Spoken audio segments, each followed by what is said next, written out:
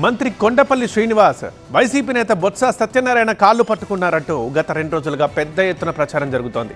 Social మీడియాలో trollers పేటరేగిపోతున్నారు. దీంతో ఇష్యూపై ఇటు కొండపల్లి శ్రీనివాస్ అటు బొత్స సత్యనారాయణ ఇద్దరూ స్పందించారు. తనపై అసత్య ప్రచారం చేస్తున్నారని, కొత్త నాయకత్వాన్ని బలహీనం చేయాలనే ఆలోచనతో దుష్ప్రచారం మొదలుపెట్టారని కొండపల్లి ఘాటుగా రియాక్ట్ అవ్వగా బొత్స కూడా అదే స్థాయిలో స్పందించారు. కొండపల్లిని అనవసరంగా బలి చేస్తున్నారన్నారు బొత్స. ఎవరైతే మీడియా వాళ్ళు ఉన్నారో గడిచిన 2 రోజులుగా ఒక ప్రచారం ఏదైతే చేస్తున్నారో దాన్ని పూర్తిగా నేను ఖండిస్తున్నాను. ఏదైతే వాస్తవాలు లేకుండా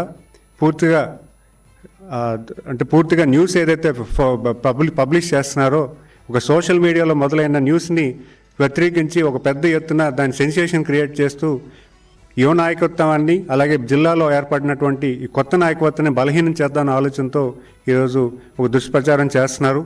ముఖ్యంగా ఆ రోజు జరిగిన విషయం ఏంటంటే, ఈ అసెంబ్లీ ఓఎస్ఎస్ ఫర్టిలిటీలో అమ్మ నాన్నలకి పర్సనలైజ్ ట్రీట్మెంట్ ఇచ్చారు.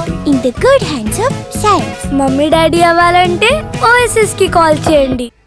నవంబర్ 11వ తారీఖున జరిగింది. ఆ అసెంబ్లీకి వెళ్తున్న క్రమంలో శాసనసభ్యులతో పాటు నేను కూడా కూర్చోవడం జరిగింది. అప్పుడే వచ్చిన ఆ బొత్స సత్యనారాయణ గారిని చూడంగానే అందరూ లేచి పలకరించారు. అది సంస్కారంతో పలకరించింది తప్పించి అక్కడ జరిగినటువంటిది ఏ క్రమం కూడా వాళ్ళు చెప్పినటువంటి పూర్తి స్థాయిలో అసత్య ప్రచారాలు తప్పించి దాంట్లో ఎటువంటి సత్యం లేదని నేను తెలియజేసుకుంటున్నాను. మాట్లాడితే ఆయన చెప్తుంది, మాట్లాడితే వాళ్ళు పదవులను పెట్టుకోవడం ఇంకా లేవో మాట్లాడుతుంటారు. సరే, వారితో మనం పెద్దగా పట్టించుకోవాల్సిన అవసరం లే. ఏమో బాబు, అదన్నీ ఎవరైతే దాన్ని క్రియేట్ చేశారో వాళ్ళే దానికి ఆన్సర్ చెప్పుకోవాలి. ఎవరైతే క్రియేట్ చేస్తారో వాళ్ళే చెప్పుకోవాలి దానికి.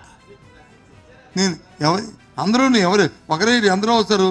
మనం అక్కడ నాకు ఎయిర్పోర్ట్లో నుంచి బండా సత్యమూర్తి కలిశాడు, ఇంకెవరో మన పార్టీ ప్రెసిడెంట్ గారు కలిశారు, ఇంకో మంత్రి గారు కలిశారు, అలాగే ఇంకో ఎవరు మా ఎంపీ గారు కలిశారు, విజయనగరం ఎంపీ గారు కలిశారు. అందరూ కలిశారు, అందరూ మాట్లాడుతాం, తప్పే ఉంది. పెద్ద దానికి నాకు తెలియదు. ఆ విషయాన్ని మీరే క్రియేట్ చేసుకొని మీరే దాన్ని అంటే ఎలాగవుద్ది?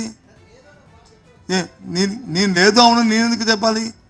ఎవరైతే అది క్రియేట్ చేసుకున్నారో, ఎవరైతే పాపం ఆ అబ్బాయి మీద వచ్చి ఏదైతే బుర్ర చల్దాం అనుకో వాళ్ళు చెప్పుకోవాలి. నాకే సంబంధం?